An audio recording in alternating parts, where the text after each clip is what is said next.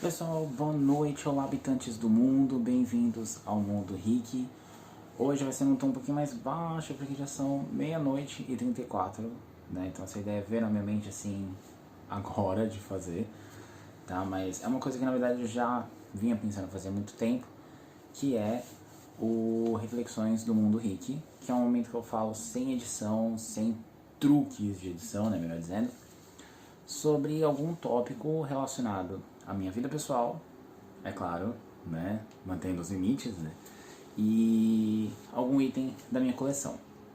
E essa semana, né, a gente está comemorando aí o aniversário de Madonna, que completa os seus 63 anos. Mas hoje eu queria falar um pouquinho sobre o que eu aprendi quando eu comecei a ouvir Madonna até os dias de hoje, né? Falar de Madonna não é só você falar de uma cantora de música pop e tal. Vai muito além. Você fala de toda uma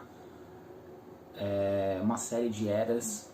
Você fala de toda uma quebra de padrões dentro da própria cultura americana e da cultura mundial em si. Você fala de questionamentos sobre você mesmo. Você fala de questionamentos sobre muita coisa do mundo atual, não só do mundo atual, mas ao longo desses últimos 40 anos, né, que é o tempo que ela tem de carreira. Só dar uma nessa caneca da Flint, as meninas da Flint, ó, maravilhosas. E é muito legal ver a forma como a Madonna veio quebrando vários paradigmas ao longo de sua carreira. Começando ali, você pega, por exemplo, uma época como a época em que o álbum True Blue foi lançado.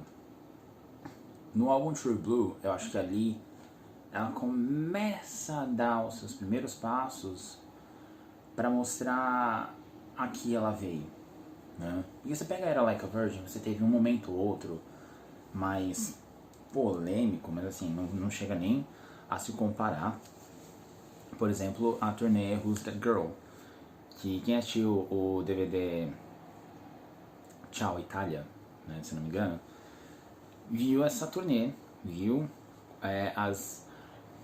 acho que pela primeira vez viu uma artista pop falando sobre sexo seguro, falando sobre os problemas políticos, né, e incluindo até mesmo o Papa dentro da performance de Papa Don't Preach. Logo depois, ela pega e vai pra Era Like a Prayer, que a partir daí ela começa a realmente botar o dedo na ferida e questionar muitas coisas dentro da própria Igreja Católica, muitas coisas relacionadas a racismo, em especial também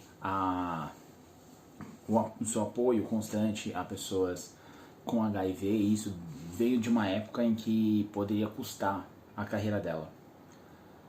Também depois vem a era erótica, que fala dela ser a dona do próprio corpo, falar assim, não, beleza, vocês me veem como objeto sexual, só que quem manda nesse objeto sou eu. Então, meu corpo, minhas regras, numa época que nem mesmo você não tinha todo esse boom que tem hoje do assunto feminismo ou de qualquer outro assunto ligado à sexualidade.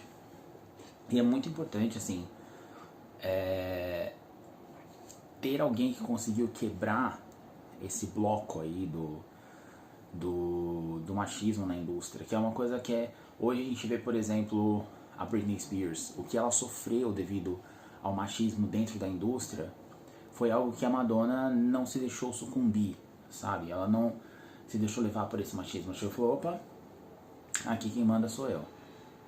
Né? E aí hoje a gente vê a Britney com o movimento Free Britney e tal, e vê tudo que ela passou dentro dessa indústria, desde casos como, por exemplo, do Justin Timberlake, que primeiro preferiram colocar a Britney como culpada, porque os dois eram da mesma gravadora e ficou muito mais fácil culpar a mulher do que culpar o cara que também foi, né, foi sacana e tal. Madonna nos ensina que não, a polêmica de Madonna não é uma polêmica vazia, sabe? Não é aquela coisa, vou polemizar. Você percebe que tem todo um questionamento dentro, que só quem vai mais a fundo dessas questões acaba compreendendo, acaba tentando entender por que aquilo aconteceu, né? Então não é só vou polemizar porque é legal e dá audiência. Ela polemizou em épocas que isso poderia custar a sua carreira e hoje ela vira um símbolo de quebra de barreiras, né? Saindo da era erótica, onde ela passa a falar mais do corpo dela e como ela é dona do próprio corpo, sobre sentir os próprios prazeres e tal, vem uma Madonna diferente no Bedtime Stories, não diferente, mas vem uma Madonna que diz assim, eu ainda tenho o poder sobre o meu corpo, mas tem outras coisas que vocês precisam ver sobre mim. E mostra um lado mais vulnerável, né, mais humano dela, uma coisa que no erótica ela já mostrava, mas na era Bedtime Stories eu particularmente acho que ela mostrou um outro lado que as pessoas achavam que talvez não existisse por causa dessa imagem que ela criou dentro de erótica. Daí a gente sai da era Bedtime Stories, passa pro Ray of Light, uma Madonna mais madura, com uma filha, né? E com um álbum que mudou os rumos da música. E não só, ela passou a ser não só uma artista pop de hits, mas ela passou a ser uma artista pop que as pessoas finalmente reconheceram o seu poder de reinvenção, sabe? E esse lance de reinvenção tem um pouquinho a ver comigo, né? Porque eu não falo só de pintar cabelo de outras cores ou qualquer outra coisa do gênero. Eu falo de você se reinventar como um ser humano. Você olhar para si mesmo como um ser que tem que estar em constante evolução e constante questionamento também. E era isso que ela fazia. Aliás, é isso que ela ainda faz, né? Essa coisa de questionar tudo à sua volta. Então, o que eu amo na Madonna é esse poder que ela tem de, beleza, aquela Madonna que você viu há 20 anos atrás, há 30 anos atrás, ou 40 anos atrás, não importa. Ela existe, ela ainda tem parte de mim, mas a cada ano que passa eu me reinvento, eu evoluo. E essa lição de evolução que eu gosto tanto nela, você não vai olhar para um álbum, por exemplo, mais atual como Madame X e esperar que ela faça algo parecido como Like a Virgin dos anos 80. Ela sabe que a todo momento ela precisa se renovar, ela precisa inovar. Mas ao mesmo tempo, você pega algumas épocas, como por exemplo a era MDNA, né? Que assim, não é um dos álbuns mais preferidos dos fãs e tal, mas rendeu uma das melhores turnês, porque é ali que a Madonna se... Perdão, é ali que a Madonna se destaca. Gente, é sem edição, vai ser com soluço mesmo. E ela se destaca ali, sabe? No palco. E às vezes assim, você vê, não, ela lançou um álbum ruim, mas a turnê é maravilhosa. E eu nem acho o MDNA ruim, eu apenas não é um dos meus favoritos, mas não é um álbum ruim, eu gosto muito das farofas que tem lá, acho muito legal. E você pega também uma era anterior aí, bem anterior, né, praticamente 10 anos antes, a era American Life. E foi uma era assim, que mostrou como Madonna é à frente do seu tempo. Hoje o álbum é tido como um dos melhores da sua carreira, porque ela, numa época muito conturbada que os Estados Unidos estavam vivendo, né, no dia do lançamento do videoclipe de American Life, que é um videoclipe assim, pesado, mas artisticamente maravilhoso. No dia do lançamento, de repente, George Bush anuncia guerra contra o Iraque. E ela é uma das poucas artistas pop a bater de frente com ele e falar, não concordo. Né? Enquanto muitos artistas ficavam assim, em cima do muro, falando, não sei, ela chegava e falava, não, essa é a minha opinião. E era uma coisa que nos anos 2000, para vocês terem uma ideia, a gente ainda tinha muito machismo dentro da indústria, tanto que, embora as mulheres dominassem, né, os charts, aí as paradas musicais, os artistas pop em geral, mas em especial as mulheres, né, não podiam, não é que não podiam, mas existia um grande backlash, sabe, um grande contra-ataque aos artistas que se posicionavam contra. Por exemplo, você pegava o trio Dixie Chicks, que é um trio de country nos Estados Unidos, que era contra o governo George Bush e contra a guerra, né? Elas tiveram os CDs delas destruídos, né, por um trator. Pessoas colocando CDs dela lá e tal. Lojas se recusaram a vender, rádios se recusaram a executar as músicas delas, aliás.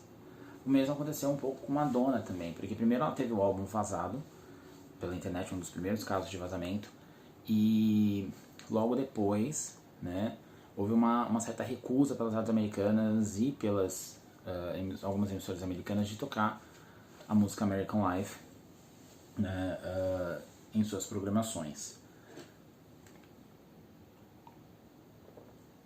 Mas ainda assim, ela é um símbolo de resistência tão grande que ela fez, mais uma vez, uma das turnês mais marcantes da carreira dela, que foi a Reinvention Tour. Embora a filmagem que tem no YouTube não faça justiça a essa turnê, né, a Reinvention Tour foi uma das maiores turnês da carreira dela, né? E assim, ela conseguiu vencer o machismo na indústria, ela conseguiu vencer as ideias de que artista pop não pode se posicionar politicamente. Ela conseguiu vencer tanta coisa que chega a ser inspirador ver a forma como ela fez. E todo mundo pode falar assim, mas ela é uma mulher rica, não sei o que e tal. Uma mulher que começou como ela começou a carreira, né? Que pra quem não sabe, ela simplesmente foi pra Nova York sem dinheiro, sem nada, né? E se tornou hoje uma das maiores artistas pop do mundo. Ela elevou o Vogue, que a gente conhece hoje muito bem, vê no RuPaul's Drag Race, o pessoal dançando e tal. Era uma coisa que era da época dos anos 90, né, na verdade dos anos 90 não, antes até, na verdade. Quem viu o documentário Paris is Burning vai entender um pouquinho dessa trajetória do Vogue. E ela simplesmente elevou, né, e não foi uma coisa assim, alguns falam até de apropriação cultural e tal, mas não foi apropriação cultural porque ela viveu aquilo em Nova York, na cena dance de Nova York, né? Então, ela elevou e eu acho que ela ainda deu oportunidades para as pessoas que faziam, né, esse tipo de coreografia.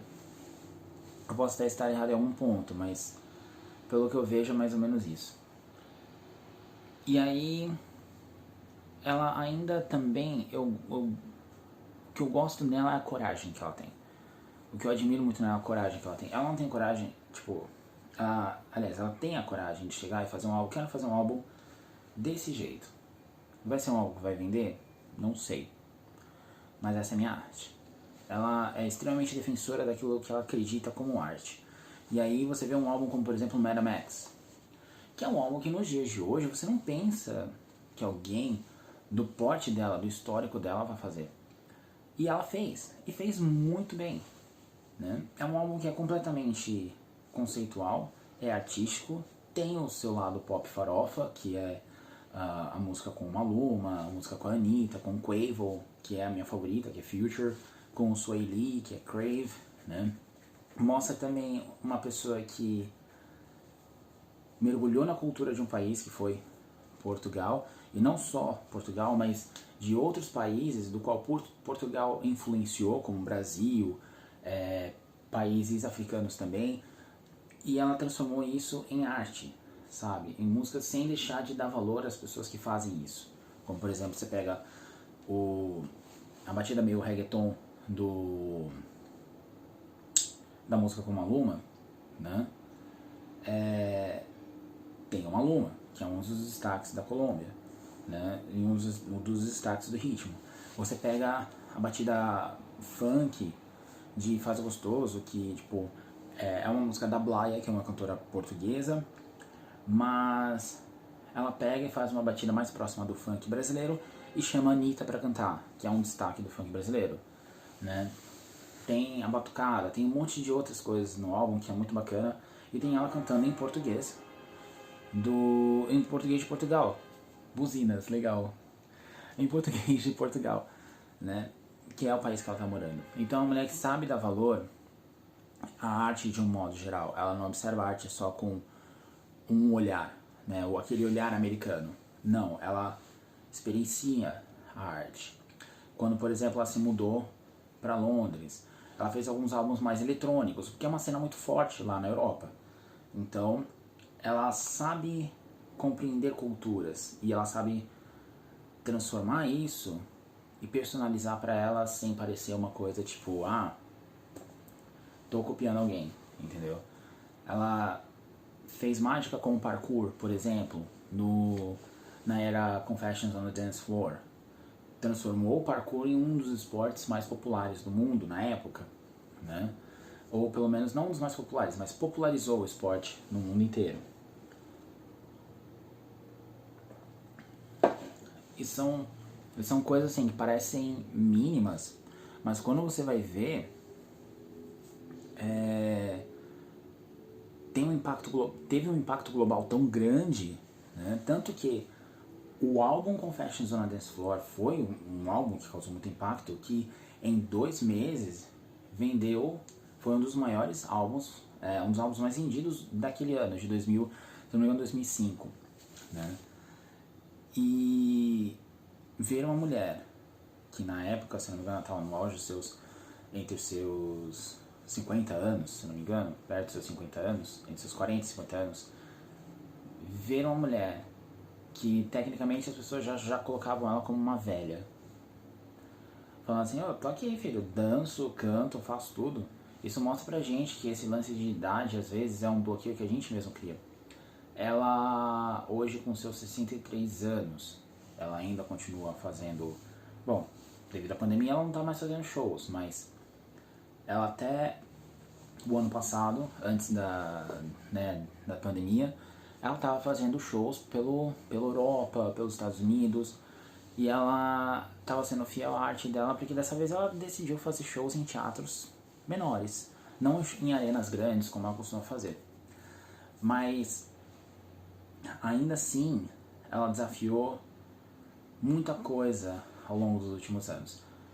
Como, por exemplo, o ageísmo. Na era Rebel Heart, algumas das rádios no mundo inteiro estavam se recusando a tocar as músicas do álbum, porque, segundo eles, a Madonna já estava velha demais. Não alcançaria o público jovem. Só que mesmo assim, mais uma vez, ela fez mais uma das turnês mais lucrativas do mundo. Ou seja, as pessoas não se importavam com a idade dela, estavam indo lá assistir o show dela, sabe? Então, olhar tudo isso que a Madonna enfrentou me faz eu querer ter um olhar para mim mesmo sobre as coisas que eu enfrento no meu dia a dia e tal, e me mostra que às vezes a gente tem que questionar as coisas que acontecem no mundo, a gente tem que questionar as coisas à nossa volta, a gente tem que nos questionar também e ser fiel a quem somos, e em especial num mundo como esse, que ensina que a gente tem que ser aquela beleza, ou aquele tipo de pessoa, ou uma pessoa bela, recatada e do lar, né? A gente vive tantos esses paradigmas, esses ser e pareceres da vida, sabe? Que quando eu vejo alguém como Madonna chegar e falar, opa, eu não sou nada disso. E eu tenho aqui tatuado Rebel Heart, né? Justamente por isso. Porque na música Rebel Heart, ela fala sobre ser uma pessoa que não se encaixa dentro de vários padrões, ser uma pessoa que todos falavam pra seguir, né, esses padrões e tal. Que até uma parte do começo que ela fala que o pai dela falava, por que você não pode ser igual às outras garotas? E ela falava, não, essa não sou eu. Então, assim, ver uma pessoa que é fiel a quem ela é, sabe? Como a Madonna foi. Ver ela tomando riscos em coisas que poderiam acabar com a carreira dela é o que mais me inspira e o que mais me faz ser fã da cantora. É o que mais me faz olhar e falar, cara, eu gosto da pessoa certa, eu ouço a pessoa certa. É claro que Madonna comete seus erros na sua vida, quem nunca, mas ela é aberta a expor isso, sabe? Então eu acho que isso também é uma coisa que me motiva muito. Bom, falei bastante, falei por 20 minutos, mais de 20 minutos, né? Fora que eu trabalhei o dia inteiro dando aula, né? Então, assim, tô com a voz lá, por isso que eu tô nesse chazinho de camomila aqui, né? E essa caneca da Flint, mais uma vez, maravilhosa. E eu não tô ganhando nada pra falar disso, porque eu conheço as meninas da Flint, a Flávia e a Yasmin. Beijo pra vocês, meninas. E hoje eu dou início a esse quadro, vou fazer mais vezes, talvez falar um pouquinho menos, porque é muito tempo falando, né? E também fazer um pouquinho mais cedo, porque já são 5:45 da manhã, né? Mas é isso, pessoal. Hoje eu queria falar um pouquinho sobre isso. Já acendi meu incenso pra dar né? Um astral, uma coisa mais bacana. Peguei esse aqui, né? Muito bom. E agora eu vou pra minha cama aqui do lado, descansar um pouco. Então, é isso por hoje. Não esqueçam de seguir a gente nas redes sociais, curtir e compartilhar esse vídeo com aquele seu amigo fã de Madonna, tá? Então é isso por hoje, galera. Beijos. See you.